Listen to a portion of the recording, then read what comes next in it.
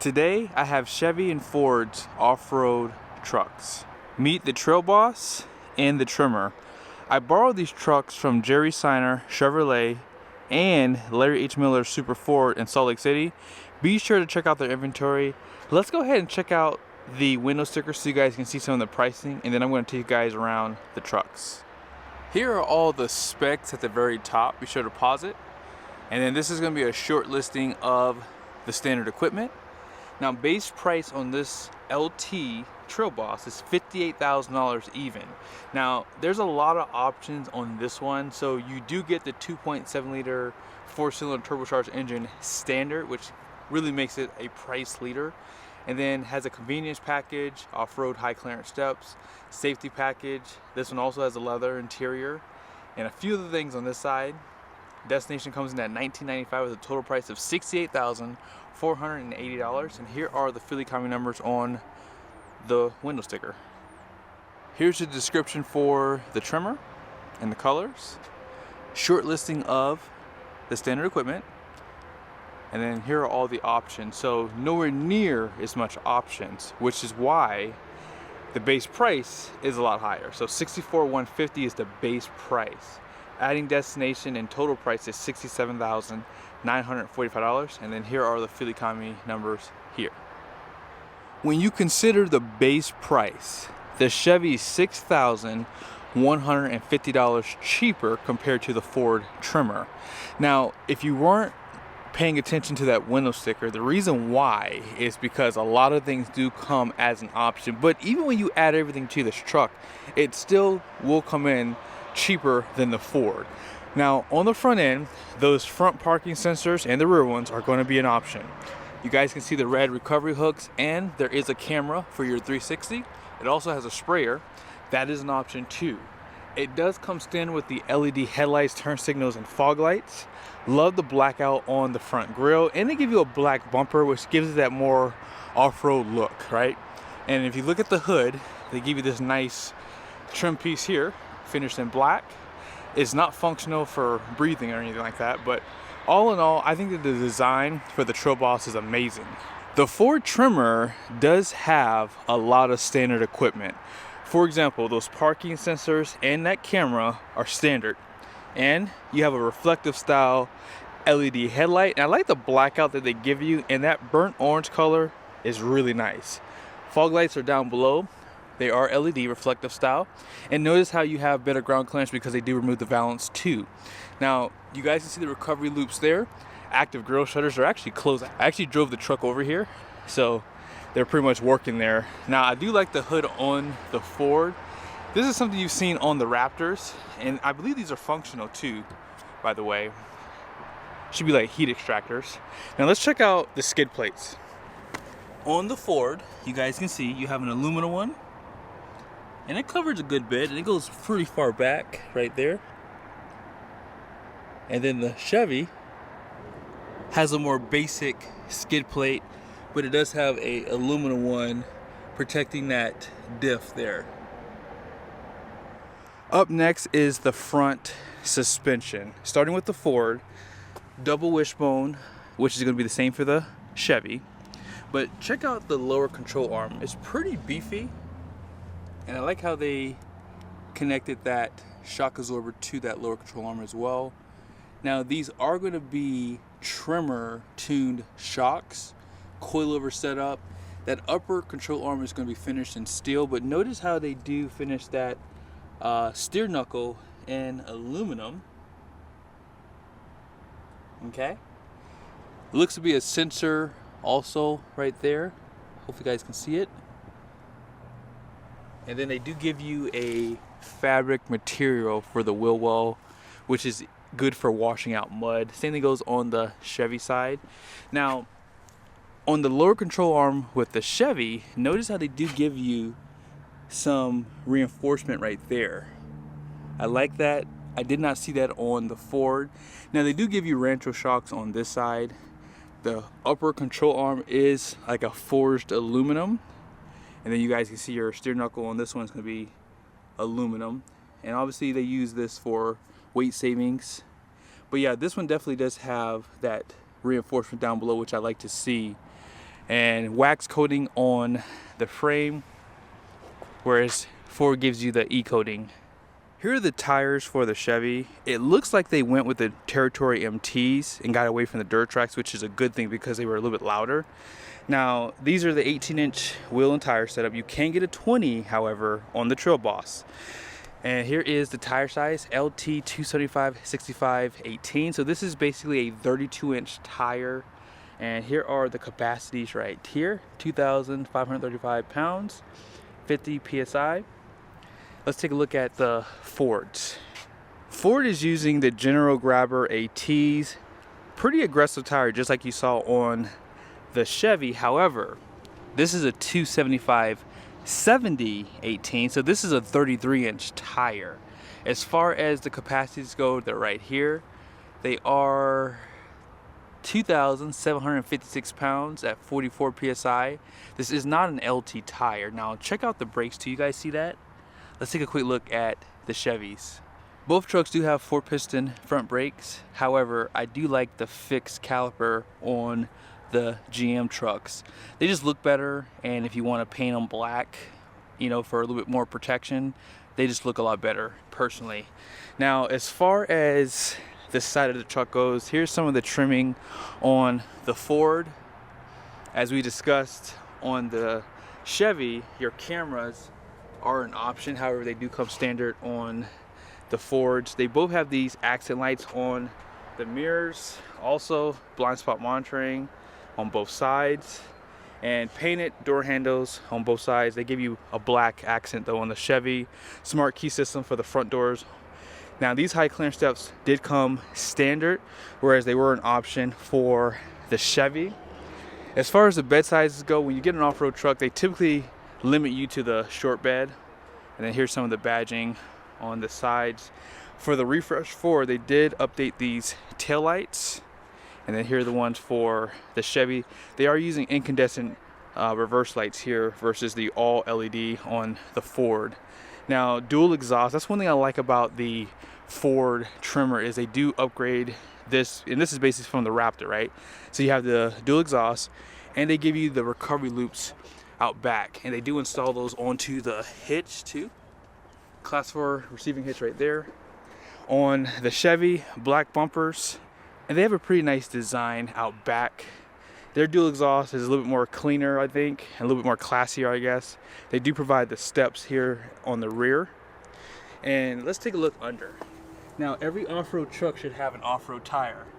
I guess Chevy didn't get that memo, but they are using a 321 rear end, has an automatic locker. So here is the Ford. As you can see, they do give you a full-size spare tire and matching wheel. Now this is gonna have a 373 electronic locker out back, and you guys can see those Tremor shocks a little bit better in the rear. And then here is the suspension. They do give you 3 leaves, and that lower one's gonna be a helper spring. By the way, they don't give you a wheel liner on a nearly $70,000 truck. You guys can see on the Chevy, they do provide that wheel liner. Now the suspension looks a little bit more beefed up on the Chevy, especially when you look at that helper spring down below. 3 leaves, just like on the Ford, but the leaves here look a little bit more thinner in comparison. Now, as far as the beds go, both trucks have a lot of nice features. For example, you do have an assisted tailgate. It's not power going back up, however. 400 watts of power. You do have the bed lights, and then the spray-in was an option. On the Ford, you guys see has a light here in the camera, just like on that Chevy. Had both of those features. They do provide a step like this and a workstation, a little bit of storage, bed lights, tie downs, and 2,000 watts of power. So Ford definitely wins there with that extra power in the bed. And that's always useful if you need to tailgate or something like that. But let's go ahead and talk about the powertrains. But before we do that, I got to remote start both trucks. I forgot to mention that the Ford does have a power liftgate. That is available on the Chevy, but you probably have to add more packages to get that. Now, with that being said, let's go ahead and remote start the Ford. Oh, one more time. It doesn't sound bad. Now, let's go ahead and do the Chevy. Oh yeah. I should have turned my mic around, but yeah, Chevy sounds better. These are currently the only pickup trucks you can get a naturally aspirated V8 in. Well, obviously GMC is Chevy, and Nissan Titan is unfortunately going away this year, so that 5.6 won't be around after 2024. With that being said, this 5.3 liter in this Chevy Silverado is decent. Now, there's a few things I don't like about it, like the DFM, which is dynamic fuel management, and it's only direct injection, so that is a problem, right? With that being said though, it has decent power, 355 horsepower, 383 pound-feet of torque. All that power goes through a 10-speed transmission. Now, the Ford's 5.0 Coyote has 400 horsepower and 410 pound-feet of torque. That is port and direct injection, I believe.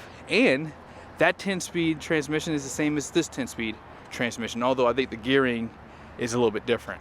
Now, this is the secret weapon from Ford. This is the 3.5 liter EcoBoost. It's a V6 twin turbo engine.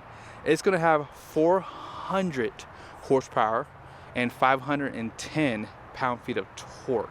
So this is a true torque monster. It's like a mini diesel. This is port and direct injection. It's rare that this happens, but Chevy definitely wins on the powertrains. You have the 2.7 liter 4-cylinder turbo engine, which is an entry level, which gives you decent power. You have two V8s, and you have a diesel. There is no diesel option for the Ford Tremor, nor can you get the Power Boost powertrain in this truck either. With that being said, I think that the diesel is probably the better towing one because of fuel economy, and it does give you an engine brake. Here is the door on the Chevy. I love the soft touch that they give you. This is going to come standard. Even up here, all this is going to be soft touch. There are no seat memories. There are no power folding outside mirrors.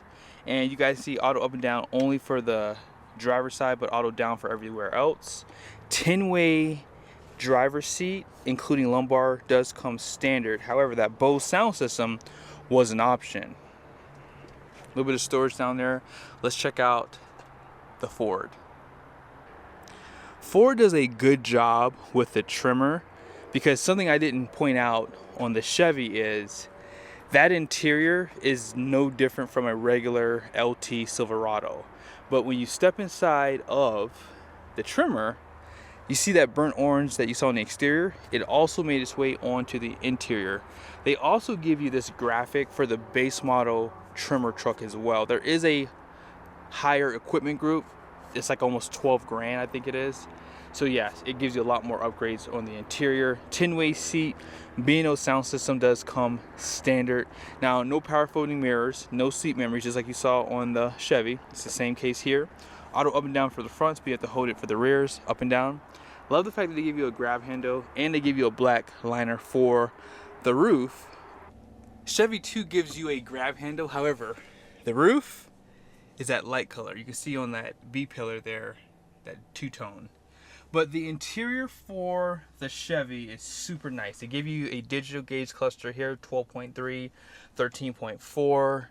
And this is not the largest in the segment. I think I think Ram now and Toyota have the largest ones for the infotainment here. But the layout of this interior is amazing. Both trucks have dual climate control. It comes standard. However, this center console is an option, which means this wireless charger is an option. They give you two USBs inside of here, 120 volt power plug right there. Decent storage for this. It is illuminated as well. And I like the layout here too. Now, as far as your seats go, heated seats and heated steering wheel. And I like the fact that they give you two ways you can do it. You can do heat for just the back, or you can do it for the bottom and the back. Now, I like the paddle shifters that they give you here. Now, this screen here is kind of a letdown because you don't have a lot of temperatures, but let's go ahead and go through some of the drive modes. So you have normal, sport, and you have off-road. Let's check out the Ford. Here is the knob for your drive modes, and you have a locker electronically. Now, there is no Ford Auto, by the way, too, but here are the drive modes: Sport, Eco, Tow Haul, Normal, slippery, off-road, and rock crawl. So that's like the extra one that they give you compared to the other Ford F-150. So they have a lot more than the Chevy. I would like to see an eco mode too. I like to use that. But 12-inch display here, 12-inch for your infotainment. Their layout is equally as nice. I mean, they do have the heated seats, and I don't see a heated steering wheel, by the way. And adaptive cruise control on both sides. However, adaptive cruise control is an option on that Chevy. But this center console is standard. It also has a standard wireless charger, and this one does have the optional workstation. So this does pop open like this, and you can put your laptop up here, or you can write up here. It's kind of nice that they give this to you. Now I will say, I like that Ford gives you a 12 volt and a 120 volt plug here. And I just think that the layout in the Chevy is a little bit better. I've always liked Chevy trucks the best. However, Chevy does not have this. I like this layout too, by the way. This is like an off-road page. You can get this in the Chevy too, but here's what they don't have. Let's go out all the way. If you go to your gauges, they have what's called measurement. So they give you your temperatures, and this is good for going off-road because you want to check your temperatures, make sure that you're not getting something too hot. And if you're towing a trailer, this is obviously good too. On the passenger side, you guys can see you have some storage up top. And then here's your glove box. They always give you this sticker here. You cannot use this for a slide-in camper for the bed. Better look at that center console. Manually operated seat for the passenger side. Out back.